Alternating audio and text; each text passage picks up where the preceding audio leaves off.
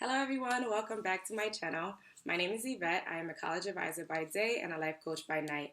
Today we're going to talk about the careers in higher education that are best for social workers. If you're interested, stay tuned. Higher education is a broad field that provides services to college students. These are the top 10 departments that would be ideal for someone who is graduating with their master's in social work and would like to work in the college setting. The first department, and this is in no particular order, is academic advising. I'm an academic advisor and I love what I do. I will leave the link down below for the video where I detail what I do and why I love it. Your role as a social worker in this profession would be as a broker. So you would be linking students to different services and also providing one-on-one advising. It's more than just telling students or advising students on what classes they should take. Is really learning the student and the capacity of their learning style, what their interests are, what their goals are, and then with all of that information deciding what's the best path for them with them. So as an academic advisor, you don't do counseling or therapy. So for students that require that, you would just link them to those services and anything else that they may need in order for them to succeed academically. The second department is development and fundraising. This is ideal for social workers who are interested in macro work. This role consists of grant writing and development, fundraising, managing the portfolios of donors, building and cultivating relationships, special event planning, alumni relations, even scholarships. This would be the office that is working with the donors. A part of the special events, they may throw a gala for the scholarship recipients. If this is of interest to you, you definitely have to start getting experience early. So I would say during undergrad or grad school, make sure your internships are within development departments, whether that's through nonprofit or private companies, as long as you're doing that type of work so you can go in with experience. The next office is Career and Development Services. So I actually worked in this office when I was in undergrad and it was amazing. It really allowed me to learn how to critique resumes, cover letters, and help students with job search. And that's really what that department is about. If you work for this department, you will also be doing special events. So you would be planning and coordinating the job fair or maybe bringing in a guest speaker for a certain career. You can also administer career assessments such as the Myers-Briggs or Focus 2 to help students figure out what they want to do. Also, you do one-on-one career counseling. When I was in undergrad, I thought I was interested in pre-med, and then I saw a career counselor, and that session really helped me to figure out that that's not what I wanted to do. So they also provide those services as well. For social workers, this particular position is a mixture of micro and macro. So when you are counseling students one-on-one, helping them with their resumes, cover letters, that's more micro. And when you're planning events such as the job fair or bringing in guest speakers, then that would be more of the macro program planning.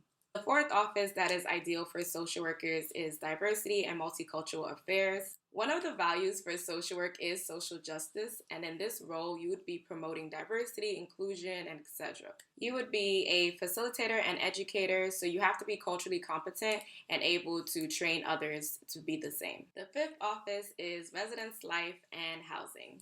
This department assists students who live on campus. Your role as a social worker would be a counselor and mediator.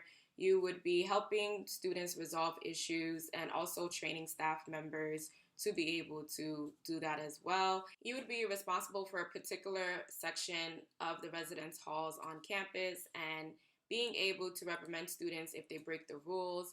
I was an RA, so I had a resident director who was my supervisor, and that is what your role would be. So you would be like a resident director. Different schools have different names, maybe an area director, but you would be overseeing the RAs and also working one-on-one with students when they do get in trouble and being able to work with them through that. Or if they just have issues with their roommates, substance abuse, just so many different issues. So you're not doing therapy, but you are there to mediate the situation before it escalates. The next department is counseling and psychological services. So this is direct clinical therapy. You would be providing services to students with a wide range of issues. There are some things that may be common to the college population, such as drug or substance abuse, anxiety, depression, ADHD. Those may be common, but you will still deal with a wide range of different diagnoses. You may also present workshops on mindfulness, time management, self-care, anything that is relevant to the college student population. If you're a social worker and you're interested in the clinical aspect and you want to work with college students, then this would be the perfect office for you. Office number 7, volunteer programs and service learning. This office assists with providing opportunities for on and off-campus community engagement. Students could gain college credits and valuable experience in their field of interest. This could also look as a field liaison. So when you were in your master's in social work program, the person who was coordinating your field placement, it could be that person. It can also be in a study abroad office. So for students who are interested in studying abroad, there are usually coordinators who are helping to get the paperwork and everything together that they need to be able to do this program. You may be able to travel, so you may have to go to the sites in the other countries, or you may actually live in another country and work from there with the students. Your role as a social worker would be a facilitator because you would be bringing together people and helping with the lines of communication between both parties. Another role that you can do as a social worker within higher education is to be a faculty member. So you can be an adjunct professor or a professor within either a social work department, or you can even work within a department that you got your bachelor's degree in. So for example, I got my bachelor's in sociology, so I can apply for introduction to sociology classes. If you got your bachelor's degree in criminal justice, psychology, English, African and Puerto Rican Latino studies, anything, you can be an adjunct professor as well. As a social worker, you would be an educator in this role. The next department is Disability and Accessibility Services. As a social worker, if you're interested in working with students with temporary or permanent disabilities, this would be the perfect office for you.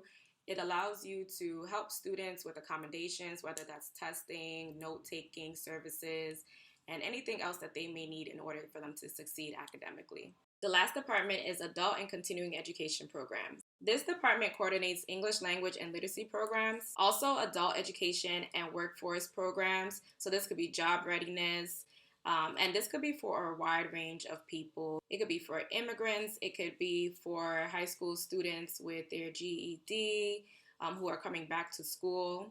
It can also be for graduate students who are looking into testing programs, such as like if you're studying for the LMSW, they may have courses and it would go through the continuing education program. Your role as a social worker in this department would be a broker and a case manager. You'd be helping to link resources to the students, but also you may be doing presentations on relevant topics and providing referrals to services. If you would like to see the different positions offered in each of these different departments, definitely check out higheredjobs.com. So that's a good start to see the breakdown of each position and what the titles are, because like I mentioned earlier, the titles can vary depending on the college.